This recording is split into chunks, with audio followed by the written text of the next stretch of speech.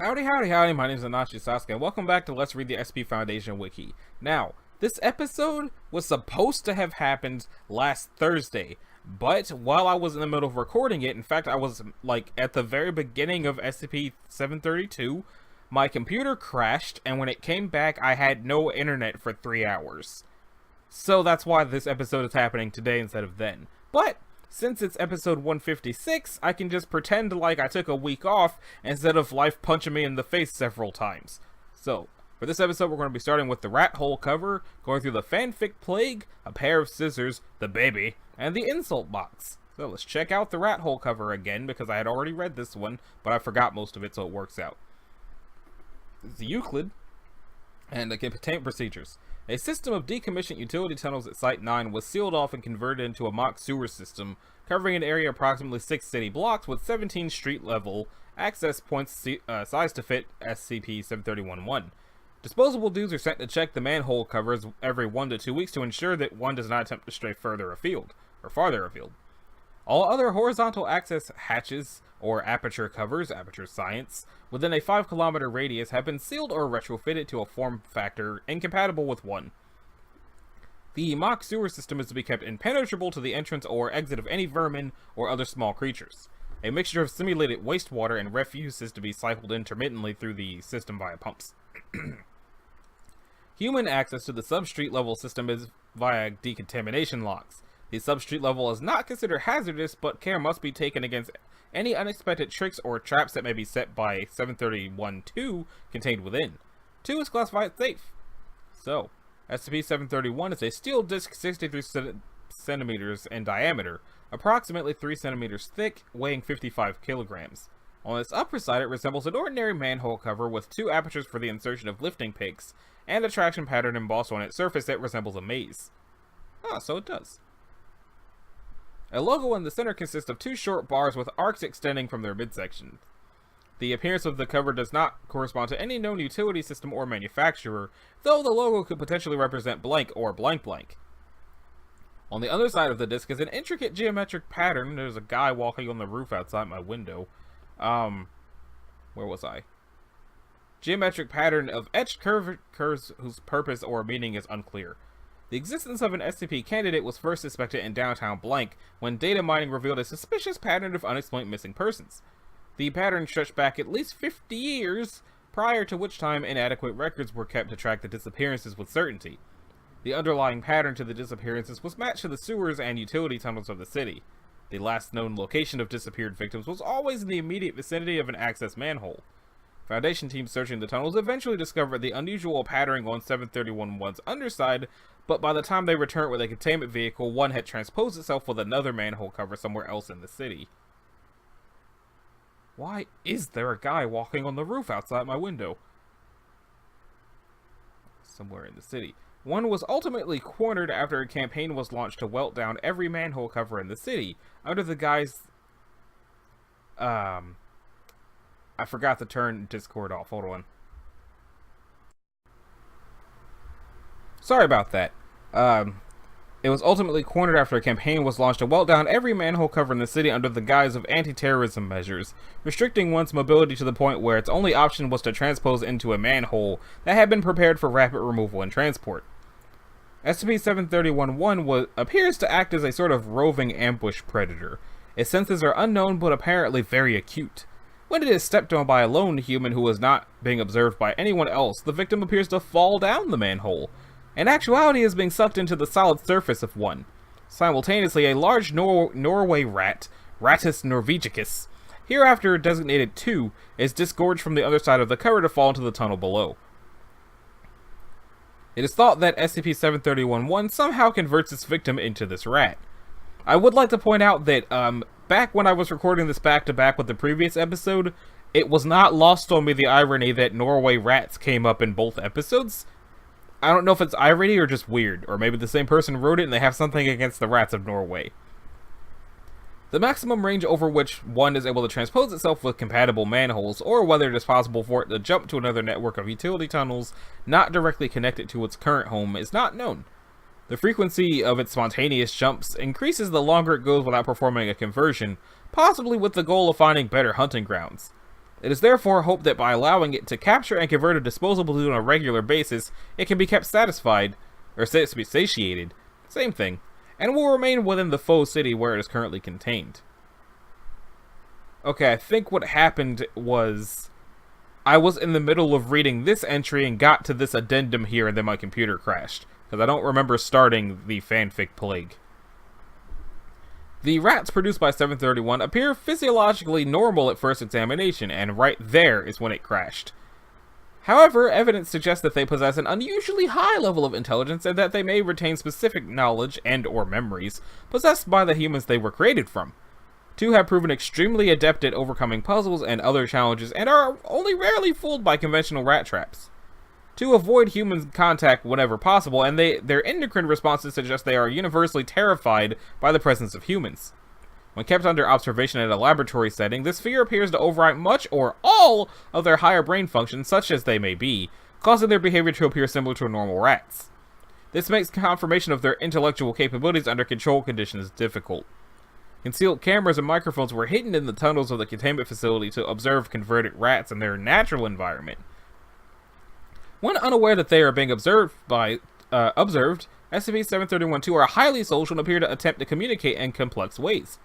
Since the rats are far easier to contain than the teleporting manhole cover that produced them, this study has been judged of low risk and 2 has not been subject to routine extermination.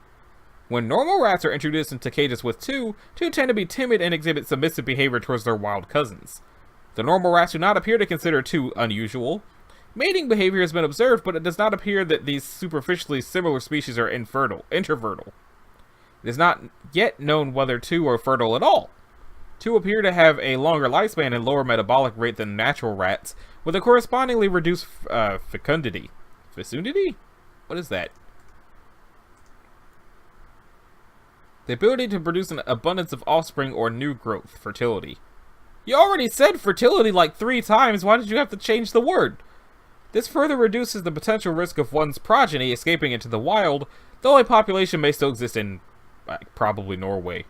For selected experiments, see Experiment Log 731. If anybody actually wants to see Experiment Log 731, let me know, but I kind of want to move on. So, the fanfic plague. What the heck?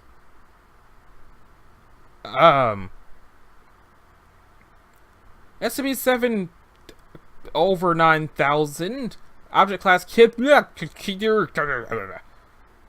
Special containment procedure. 732 is currently You can't. He's invincible. Weaver, if containable, let alone contained. 732 should be kept away from all vital records and should be... subject must be provided with a 1,500-room mansion and a secret lab with which to combat crime and villainy. Comprised records must be destroyed to avoid further contamination of our database. 732 is a force or entity which, subject is impossibly witty and charming, changes our records into a fanfiction rambling. Subject has psychic, can't spell, powers and can blow people up with a blink of an eye. Bouts are currently he's with all the cool SCPs. Queries into the nature of 732 have been met with little success. Horror! Eldritch horror! While there is no certain evidence, it is theorized that subject likes cult classics. Of our records have been compromised by 732. A recent breach in SCP, I'm an orphan with no family but lots of money, blah ha ha ha. Containment, which should have warranted the simple and safe procedure of data expunge, somehow led to the deployment of Mole Task Force Omega 7. SCP-76 kicked Abel's ass and now he's my bestest friend ever. Was quite displeased when he found out that the elfin death god he was sent to contain was not a death god of any sort at all. Quite on a date with 105, displeased. For the sake of our remaining budget, it is strongly advised that more effective methods be found for countering 732's corruption. That didn't feel so much like a fanfic plague as somebody just sort of decided they were elite hacksaw from 2007 and face rolled a keyboard. And then they typed everything but LOL, actually. Did they ever actually say LOL? Or did they say everything else? And misspell everything in one This is starting to hurt. I'm gonna move on. 733, a pair of scissors. Let's see if we can guess what it is. Now, it being a pair of scissors would suggest it's safe because it's a pair of scissors, but I want to say at least Euclid because usually when they have simple names like that, they're actually terrifying and can do whatever the hell they want. So I must say Euclid, and if it's Keter, I could not possibly fathom why unless it is able to cut the fabric of space and time and no one can stop it from doing this. Okay, it's safe. SCP-733-1 is stored in a secure locker at Site Blank. It used to say, experimentation with 1 may only be performed with prior permission from at least 2 level... was that 4? Personnel, and any testing performed must be done with direct supervision from at least 1 level 3 personnel. Now it says, as of blankety blank blank, all testing has been suspended due to Incident 3. SCP-2, or 173 was a while ago. Isn't that the thing that breaks necks? Wow, that was a slip up. But is currently stored in a secure humidity-controlled document locker at Site Blank. Direct access to it may only be performed with prior permission from at least 2 level 3 personnel, but access to transcripts and scans of its contents is available via standard network access to anyone with at least level 2 clearance. Who even has these levels of clearance? What level clearance is a level 3 personnel? What's a level 2? I know I'm none of these things, but I wonder what that actually means. Anyway, SCP-733-1 is a pair of ornate silver scissors. Here they are right there. Apparently crafted circa 18-something, when used to redact it by order of O5 Command. Thanks, O5 Command. When discovered, 1 was pressed between the pages of 2, a handcrafted, leather-bound book containing approximately 80 pages. Is it made of human skin, or is it made of leaves? It looks like it could be burnt leaves, but it could also be made of skin. The pages... Why, I mean leather is skin. But anyway... the pages of 2 contain 33 black and white photographs as well as 137 fragments of handwritten text. The authors of the text in 2 have been analyzed as belonging to 2 unidentified individuals, a male and female of approximately 20 to 25 years of age, who appear to be romantically involved with each other. Aww. Analysis of the photographs contained in 2 may have yielded no evidence of tampering, altering, or modification of any of the images. SCP-733 was discovered in an antique store in the city of Redacted by financial researcher Dr. Blankety Blank. Upon noting the anomalous details documented within, Dr. Blank brought the objects into Foundation custody, where it has since been contained. The following inscription is also visible on the front of 2. Diary. Wow. Presumably that's supposed to be W-A-W, or maybe it's just W-A, maybe it's V-A-V, vis-a-vis, who knows. Addendum 1, record of notable images and text in 2. Photograph number 3, text fragment 11, 2 pages. A photograph of a blanket spread out on a grassy hill, with a picnic basket on top.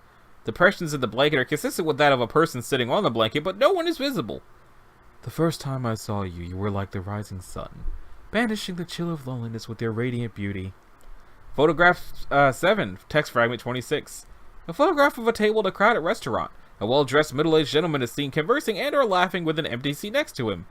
Even my father dotes upon you. I have not seen him laugh so heartily in years.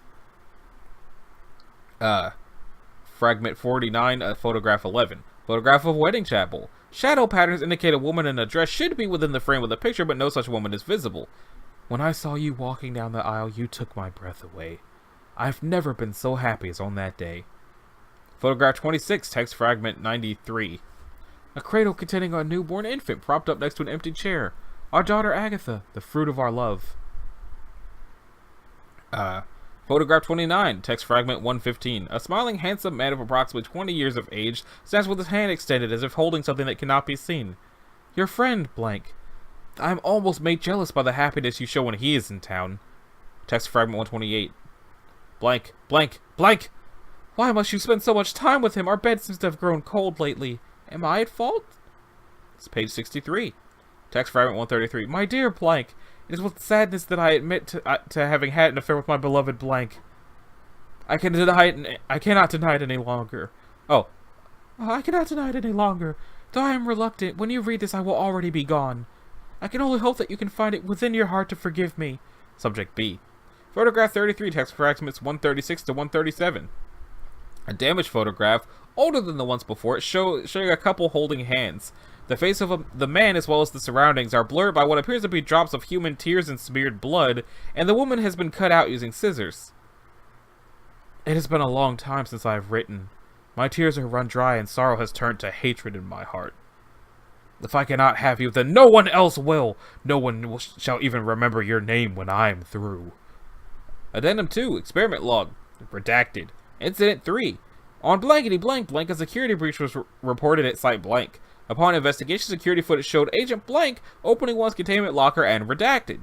Further investigation showed that an unidentified senior Foundation researcher was missing from Site Blank, determined by checking the Site Blank roster for unfilled positions. When questioned, Agent Blank refused to answer any questions, merely stating he got what he deserved. Agent Blank is currently detained at Site Blank pending further investigation. So it does indeed sound like these things can screw with reality by cutting things. So I called that right, but they are safe because they are still just a pair of scissors. Now the baby, on the other hand, that sounds sinister because babies can move. So let's say Euclid and see how that goes. Oh, of course not. Why would it be Euclid? It can move! And it's alive, and it's an infant, but probably not really. Let me drink some water first.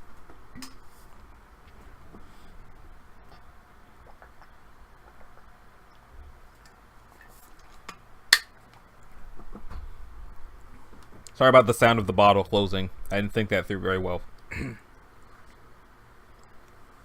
Any staff entering the containment area must be in contained atmosphere hazmat suits. No physical contact is to be made with SCP-734. Anyone making physical contact with 734 is to be immediately removed from the containment area and placed in quarantine for observation.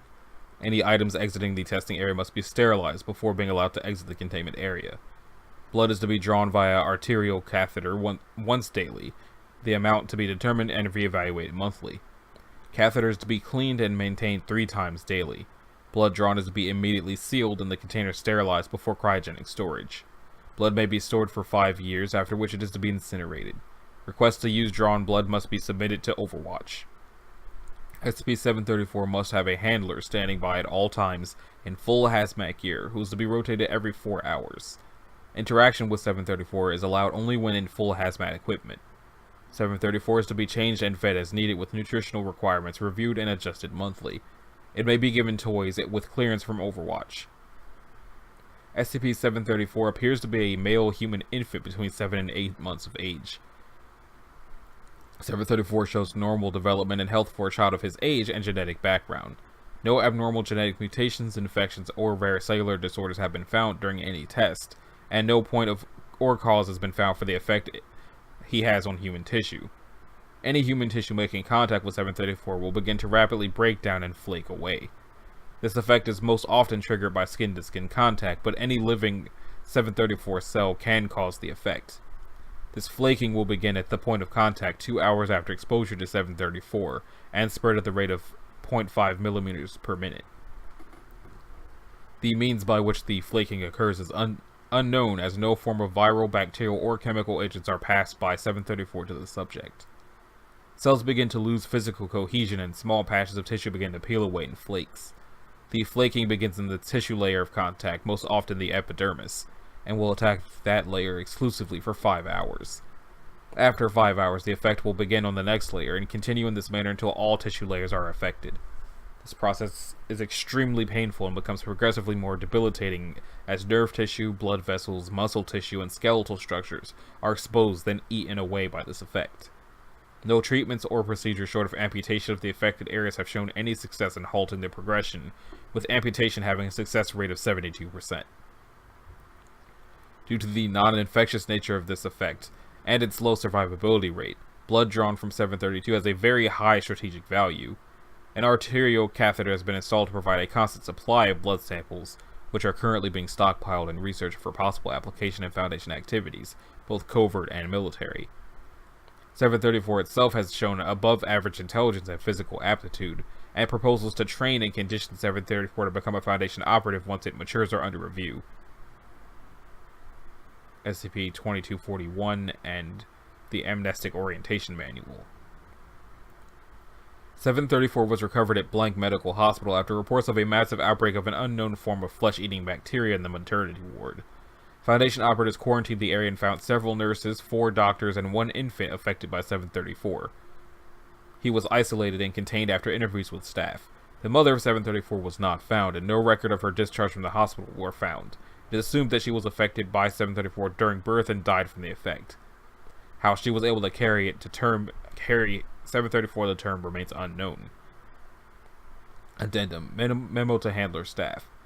This should not be necessary. A reminder will, however, be issued to all staff working with 734 that full face masks are a mandatory part of the hazmat equipment needed for working with 734 and may not be removed at any time while on duty.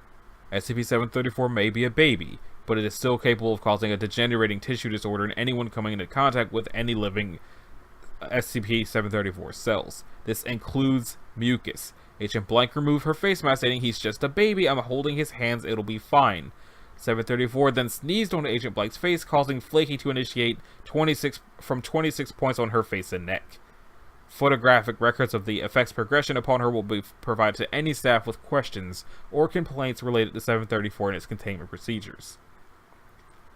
Project Update blank blank blank. Testing of 734 at age blank confirms a 98% score on the Ace-Slinger Loyalty Index. Entity has been approved for anomalous weapons training. SCP-2140.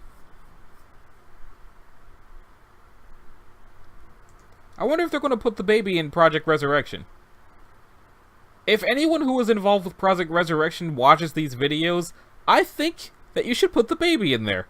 Because if the whole thing with the baby is they raise the baby to be an asset to the Foundation, that sounds like someone who could help in the Resurrection Alpha 9 project.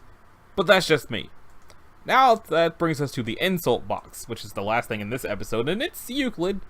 I was about to say I imagine it just insults people, and then I saw something. Okay, I'll get there. SCP-735 is to be stored in a locked cell at Research Site 14, with access granted to level 2 personnel or higher after having undergone a session of preparatory therapy to interact with the device. I just want to say that if there is ever an outbreak at Research Site 14, the world is damned. Everything seems to be at Site 14, and if anything ever happens at Site 14, the world is damned. So, SCP-735 was discovered in blank blank, among the possessions of blank blank, after said individual's body had been found having committed suicide. The SCP in question is, in appearance, a small box constructed of a brushed aluminum-like alloy of unknown composition featuring a slot on one side. Sound is capable of being heard through this slot. When measurements are taken, the object is found to emit low-level magnetic pulses that intensify in the presence of humans. No external power source is required, and indeed, the surface of the item contains no input points. I mean, that's kind of an input point. Upon contact with skin, it will awaken and begin discussion with the person who touched it. This discussion is immediately and intensely hostile and personal in nature. The device apparently has one goal, and that is to incite the person in question to rage as quickly as possible. It does this primarily through profanity and verbal abuse, in a manner seemingly tailored to be the most discomforting to the subject. For example, during the conversation related in Addendum 735A, which is down there, the vocal patterns of the device were recorded as sounding like an angry, late middle-aged man with a New Jersey accent. I'm from New Jersey, and I don't know what a New Jersey accent is, therefore I don't know how to do one. 735 is capable of speaking to a subject in any known language and dialect, but has a tendency to use one that will be most upsetting to the person interacting with it. A notable side effect of interaction with the box is a sharp increase of adrenaline in the subject, far more so than would be normally produced in a similar situation. A control was created by subjecting several disposable dudes to two similar devices. One was SCP-735, the other an identically appearing box with an internal transmitter broadcasting a conversation between an actual human and the subject. In addition, the device seems to possess some kind of psychic ability, as it is able to reference experiences and personality/appearance aspects of the subject in question, despite having no prior contact or, in fact, any kind of visual receptors. The most typical results of interacting with the object are the reduction of the subject to incoherent rage, followed by the attempted immediate destruction of it. While this is occurring, the device will goad the subject on, calling attention to the futility of the actions the subject is taking. Due to the resilience of the alloy, no attempt by a subject to destroy the device has, as yet, been successful. The reasons for this behavior are entirely unknown, though there are a few theories. Dr. Blank, the last researcher associated with it, opined that it may be testing its subject. Another thought is that 735 contains an artificial intelligence that is self-aware and is attempting to commit suicide by seeking assistance. And here's the addendum. Dr. Blank touching it awake. Hello, 735. Oh, it's you, Blank, you fat blank. What the blank do you want? I feel like I should probably just say what it's saying because it's kind of obvious what it's saying. Oh, it's you, Blank, you fat fuck. What the fuck do you want? I'm coming to pick up where Dr. Blank left off with you. Oh, that fat, that fucking, I don't know what that could actually be, actually. Two expletives back to back describing someone? I'm not sure what that could be. I hope he's having fun in that cell, the shit. You want to go join him so you can expletive his expletive? That's probably... Maybe I should just say expletive because it's kind of... This is an expletive string together in such a way that even though I curse a lot, I have no idea what a lot of this could even be. I mean, that's obviously shit for brains. Like, no, I'm here to talk to you today. Oh yeah, shit for brains? What about? The fact that Dr. Blank's coworker has been screwing your wife for the past 2 months?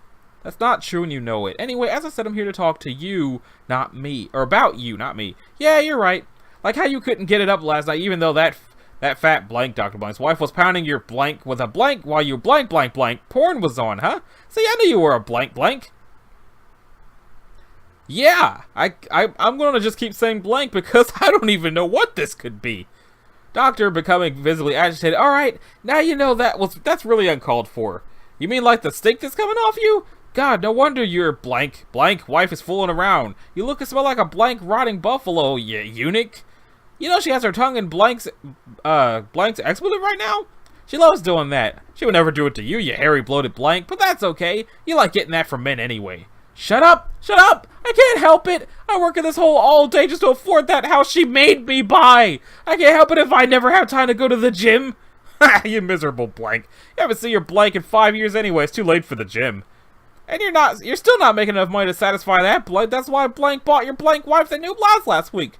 She said it was on sale! She would. She's a blank liar and you're a pathetic blank moron and believer. You piece of shit, you take that back! Like you took back that car you bought because the blank wife made you? Jesus, she got the whip wrapped around your neck, you blank dog. You fucking pile of shit, I'll kill you! Doctor proceeds to pick up the box and slam it against the wall repeatedly before throwing it on the floor and kicking it across the room. Ha ha, you pansy blank. Hate me! Do it harder, blank, you're a blank weak human just like the rest of them. I wouldn't want to be one of you dirty blank when the Reavers finally get here. Still physically assaulted 735. Fuck you! Fuck you! At this point in the recording, security personnel enter and forcibly remove the doctor. You pussy. Recording ends.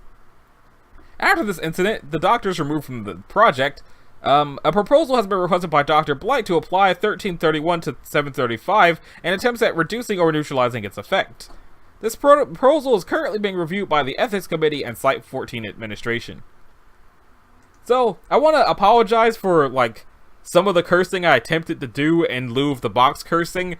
I was not prepared for it to be cursing in such a way that I have no idea what it could possibly have been saying. There's only so many curse words that exist, and they don't work like that. They just don't. But if there's anybody who watches my channel who's not used to curse words, despite the fact that I use them a lot, apologies for my attempting to read the insult boxes and curse words because, boy howdy was I not prepared for how hard that thing went on that doctor's life. But anyway, this has been Anashi Sasuke. This is episode 156 of Let's Read the SCP Foundation Wiki. I gotta splice these two pieces of it back together from when I turned Discord off. So, if you liked it, a like and subscribe would be groovy. If you didn't, you don't need to do either one of those things, and I'll see y'all in the next one. Later!